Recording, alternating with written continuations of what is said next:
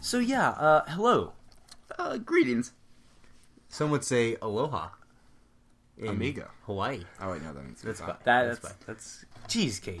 Okay. Oh, sorry. Well, this is another podcast about a bite from Adam's apple. Yeah, you may have Just thought the we name. were gone because we took a 2-week hiatus. But And didn't we all get sick? yeah, Andrew was terminally ill. He is recovered though. Some would say I'm dead. You're reincarnated You're like, as yourself. Right? You're like Aunt Edna. And yes. Oh, like in this movie? Oh, so that- should we introduce ourselves for people who are... Maybe that might be a good idea. Some would say I'm Andrew. I think most would say. If anybody says some would say one more time already in this podcast. Yeah, I'm Jack. I'm Kate. I'm Garrett, and this is a bite from Adam's apple. This is a podcast where we review every single one of Adam Scott's movies. Nobody would say this is an Adam Scott movie. I would like. He appears in it. We are saying that It is not Adam Scott's movie. No. This is called Too Smooth or Hairshirt, right? I prefer Hairshirt. Hairshirt is the title of the movie when it was in theaters. This was in theaters. This wasn't straight to DVD. I don't think it was a very wide theater release. I think we've kind of been going out of order, but, who cares? Originally, we were supposed to do this before... What was the one we just did? 7 in a Match? Like, No, that was that's not the last Killer one. Next. Oh, yeah. Killer Next... Killer Ronnie Next or Door. whatever. Ronnie. Yeah, so this one was technically supposed to be after Lesser Evil, but, Amazon didn't get it here in time. Yeah, for all of y'all hardcore Adam Scott fans getting upset with us because we went out of order, we just wanted to apologize. Yeah, sorry about that. So I think... Hold on. Oh, is yeah, there more? other important things. More disclaimers.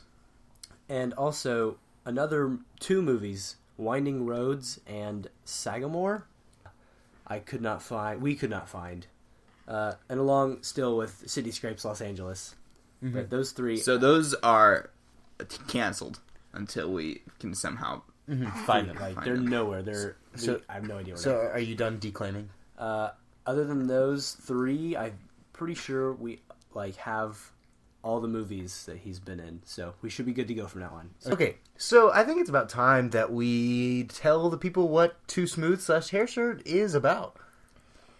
Well, roughly, it is about... Nope. This is Too Smooth, Cade. Not rough. We can't be rough. Oh. You're right, Jack. can't wait till the sequel to Rough. They're all about the same. And hairpants / hairpants. No, hairpin. That's not Why would a sequel have to have Hair the in it. exact opposite title of the first movie? Has any sequel Most of them done have it? like a very similar title, just like like- RoboCop and RoboCop 2. It's not Human Cop. It's not Human Outlaw. Yeah. Human Criminal. Is robot the opposite of human? Some would say. Well, what would be the opposite of robot then, Andrew? If you had to come up with an opposite of robot, would you not use human or like organic opposed to like a plant. The opposite. I mean, how opposite can you... robot is to plant as Salt is to hair is to what? Bone? All right, so that has nothing to do with the movie whatsoever. So we open up with this guy, and it's actually I really liked the opening. That was probably my favorite part of the whole movie. Okay, I'm just gonna start us off here with a little thing. I like this movie. I like the style of this movie. Mm-hmm. However, we're about to get into the story of this movie, and the story was lacking. But I enjoyed it as it was like a series of little sketches that were all. So basically, there's this guy, and he talks about in elementary school he always lies to get what he wants, basically, and he lies to get girls a lot, and so he moves to the best place to do that, L.A. So he goes. Some would say Los Angeles. I swear, if you say someone say it one more time. So he goes to Los Some would Angeles. say that was a threat. Somebody else want to tell the story, or should I keep going? His name is Danny, by the way. Okay. No. Oh yeah. Thanks, Andrew. His name is Danny Riley. How does that rank on your name scale, Andrew? 3 out of 10. 3 out of 10.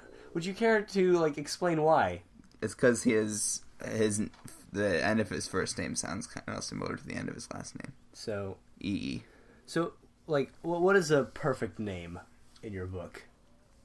Garrett Williams is pretty. Oh, all right. Thanks. Oh yeah. Okay, so let's keep going with the story. Wow. We're only, how far into this podcast have we get to touch on the movie? So basically, he moves to LA. I'm going to give a really, really brief summary. His friend comes to LA to start working. He moves in with this guy named Tim, who acts a lot like Dwight from The Office, which is what we found the whole time. Oh yeah. This Tim guy is also a writer. No, he's not a writer. Or he's a poet. He's a poet. He's a poet. Someone say. Some would say he's a poet. Okay.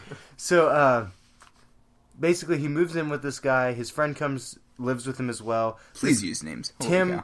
Tim is... I don't remember Peter.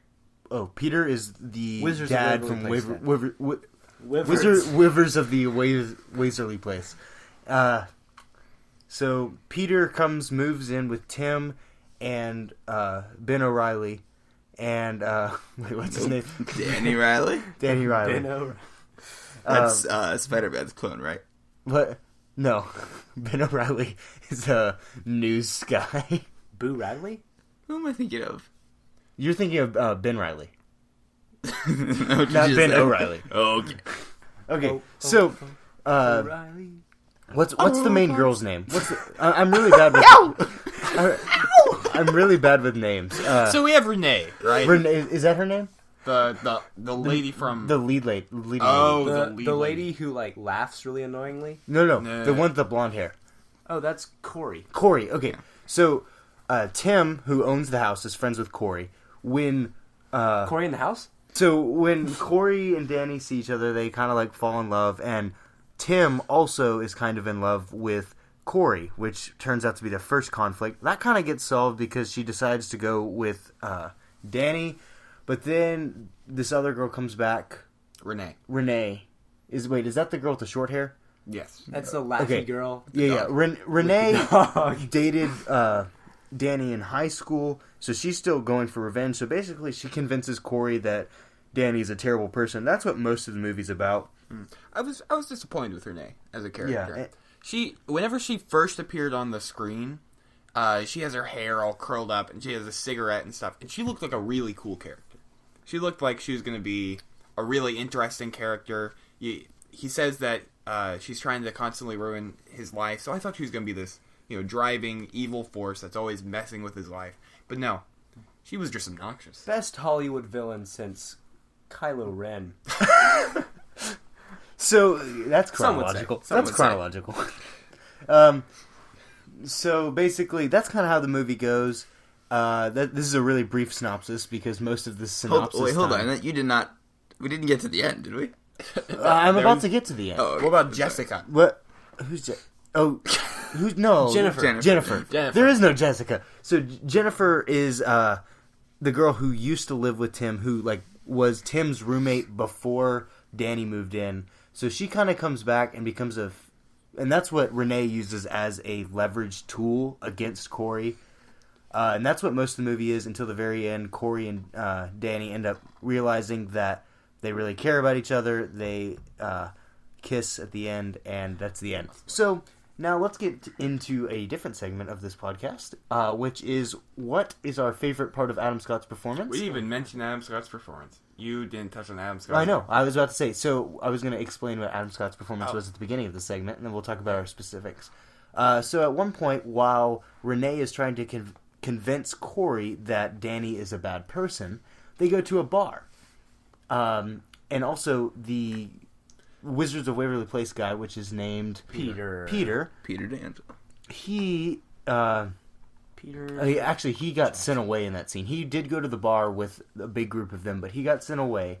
And so Renee and Corey are talking. Renee is actually a famous actress. So forgot to mention that. Adam Scott, well, it's a very small part. Adam Scott walks up to Renee and is like, "Oh man, I want your autograph," basically. And doesn't he hit on Corey at that point? Is that but he recognizes Corey too from whatever she's been in. Oh, he does? Okay. Well, he recognizes them, and he kind of starts down on them, and then they send him away. Yeah. And that is Adam Scott's performance. What is your favorite part of that? Oh, gosh.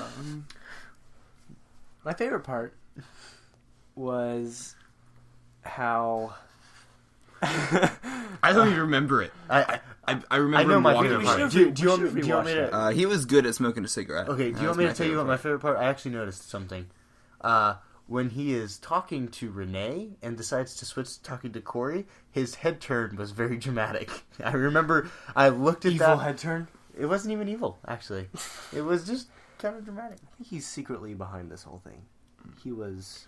See, I really appreciated the fact that his eyes were located on opposing sides of his nose.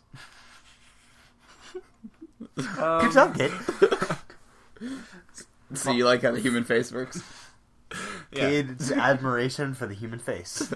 Everyone. I really liked how... What's your opinion on eyebrows, kid? Oh, God. No, there was that casting guy, the guy who made a joke that he looked like George Clooney even though he looked nothing like George Clooney. Mm-hmm. He had crazy eyebrows. They were a different color than his hair, and they stuck out like a sore thumb that's been hit with a hammer multiple times. Alright. Well, I would say, you two still need to. My favorite part of Adam Scott's performance is probably like, how he spoke in English, so it made it easy for us to understand what he was saying. So that's true. As opposed to if he had spoken in Swahili. Yep. Amazing how that was the first language that came. Hey, Garrett, isn't it amazing how he didn't speak in Mandarin? Yeah. I was really expecting some Germanic. What is Mandarin? I was waiting for Garrett to try to say Swahili with me, but he just stared at me. He gave me nothing. Alright, what's our next segment? Our next segment will be Yes, I did. I said I liked how he smoked a cigarette. The Podline Time Theory universe. This one isn't that hard. He went to a bar, saw someone he recognized, hit on them, and he leaves. And this was while he was between... Mm-hmm. Well, yeah, this is back his time, between the lesser evil. Right. Wait, so how did that... Oh my god, we need to, write this out. We say that every time, and yet we still don't know.